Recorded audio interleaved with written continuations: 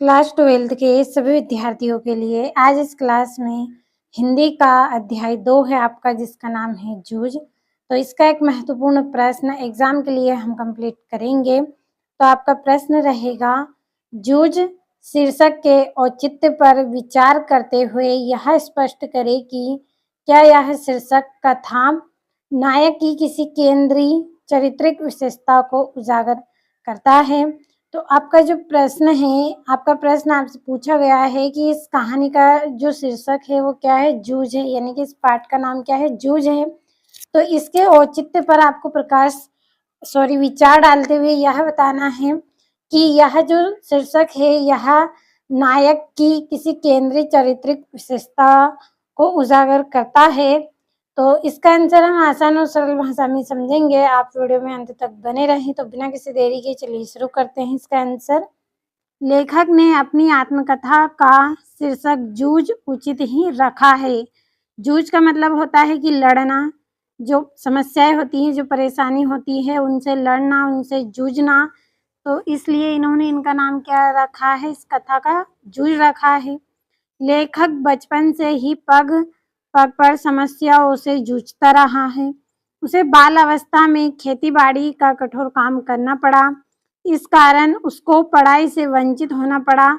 लेखक कहता है कि खेती की चक्की की अपेक्षा मास्टर की छड़ी की मार अच्छी लगती थी।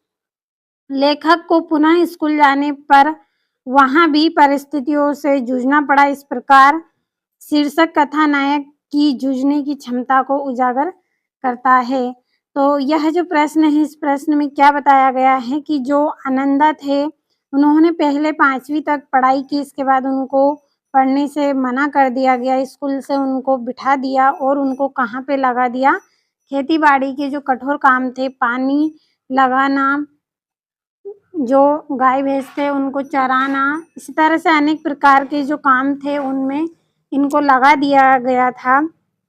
तो इन्होंने दूसरों की मदद से, दूसरे के कहने पर इन्होंने क्या किया, फिर से स्कूल जाना प्रारंभ किया। लेकिन वहाँ भी स्कूल में जो बच्चे थे ये इनको बहुत परेशान करते थे।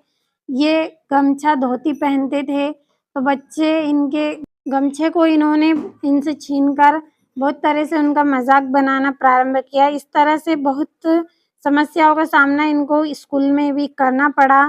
कहने का मतलब यह है कि जो लेखक है, इन्होंने बचपन से ही हर परिस्थिति से ये जूझे हैं, लड़े हैं। इसलिए इस कथा का नाम क्या रखा गया है, जूझ रखा गया है। क्यों रखा गया है? क्योंकि कदम कदम पर समस्याओं का सामना करा है, इसलिए इस कहानी का नाम जूझ उचित ही रखा है।